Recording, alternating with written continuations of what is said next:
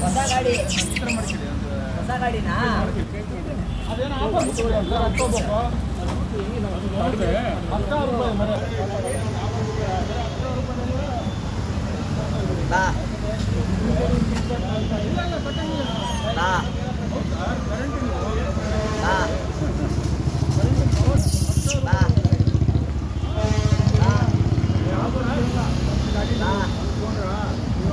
ಹಿಂದನೇ ಅದನ್ನು